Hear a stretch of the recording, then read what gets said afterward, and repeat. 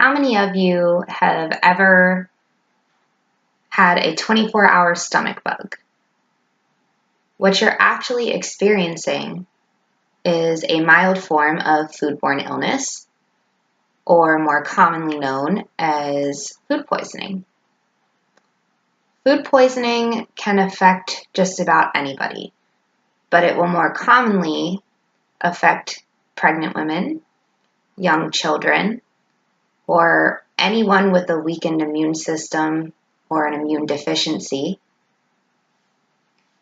I am aware of this because I have had 10 years experience in food service field, throughout which I have had to take ServSafe, which is a course that teaches you how to identify and prevent certain pathogens from leading to foodborne illness.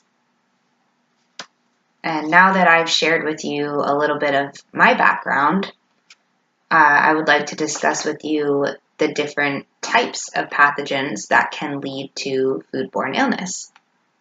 Among them are bacteria, viruses, and parasites. The most common foodborne illnesses that people know of are Salmonella and E. coli.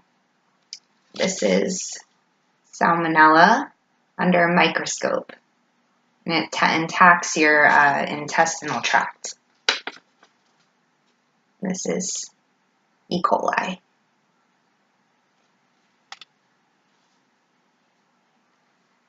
When you obtain one of these bacteria, viruses, or parasites, the common symptoms associated with it are nausea, abdominal cramping, vomiting, and diarrhea. Depending on the severity of these, you will want to go and see your doctor or go to a hospital to get treatment. Also, according to the Centers for Disease Control and Prevention, about 128,000 people are hospitalized every year with a foodborne illness. And out of that number, 3,000 of them die. That's why preventing foodborne illness is so important. There are a bunch of ways that you can prevent yourself from getting foodborne illness. Biggest one is cross-contamination. Make sure that you are not cutting raw vegetables on the same cutting board as you just cut raw chicken on, for example. And another good way to prevent yourself from becoming ill is know the source of your food and that it's coming from a credible source. Also, be aware of the foods that are commonly linked to certain foodborne illnesses, such as chicken is linked to salmonella poisoning, and raw beef, or undercooked beef, I should say, is associated with E. coli. Also, be aware of raw shellfish. This is how you can get certain parasites. Now that I've explained a little bit about what foodborne illness is and how you can prevent it, I'd like to review.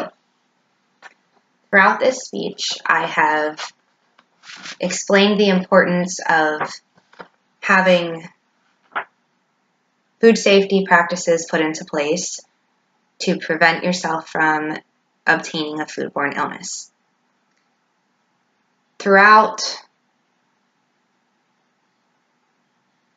being knowledgeable about food safety, you are able to protect yourself from getting sick. Practicing proper cleaning, sanitation, storage, and cooking all foods to a proper internal temperature can prevent food contamination and will prevent you from becoming ill from any foodborne pathogens of viruses, bacteria, and parasites.